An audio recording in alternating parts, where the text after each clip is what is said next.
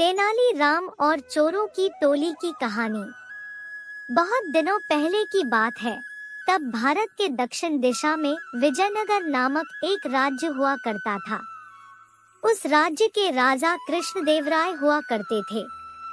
वहीं उनके दरबार में तेनाली रामा नामक एक मंत्री भी था। विजयनगर में उन दिनों चोरी की कई घटनाएं हो चुकी हैं। राजा कृष्णदेवराय चोरों से चिंतित थे। तेनाली रामा समेत दरबार में हर कोई चिंतित नजर आया। उस शाम जब वह तेनाली रामा दरबार से अपने घर वापस आया तो उसने देखा कि उसके बगीचे में कुएं के पास बड़े आम के पेड़ के पीछे दो आकृतियां छिपी हुई है।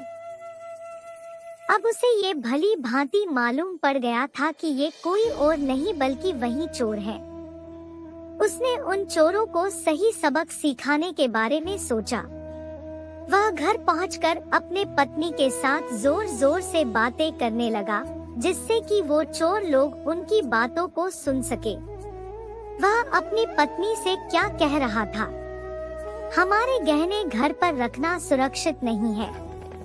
कृपया हमारे लोहे के ट्रंक को अपने गहनों से भर दे और वो लोग उन्हें सुरक्षित रखने के लिए कुएं में गिरा देंगे।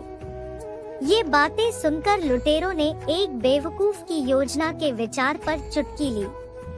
उन्हें लगा कि यह तेनाली रामा कितना ही ज्यादा मूर्ख व्यक्ति है। वहीं तेनाली रामा ने अपनी पत्नी को फुसफुसाया कि चोर बगीचे में छिपे हुए हैं। वहीं साथ में वह ट्रंक को पत्थरों और बर्तनों से भरने के लिए कहता है। एक बार ट्रंक भर जाने के बाद तेनाली राम और उनकी पत्नी ने ट्रंक को खींचकर कुएं में गिरा दिया। यह यहाँ सुरक्षित रहेगा, उसने अपनी पत्नी को जोर से कहा। दोनों चोर घर में लोगों के सोने का इंतजार कर रहे थे।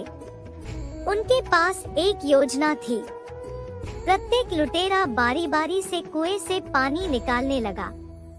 उनका उत्साह जल्द ही थकान में बदल गया और उन्होंने थोड़ा विश्राम लेने का फैसला किया। तभी पास ही किसी ने कहा, बस इतना ही, बगीचे में पानी भर गया है। तुमने दिन के लिए अच्छा काम किया है। अब मुझे बगीचे में पानी भरने की जरूरत नहीं पड़ेगी।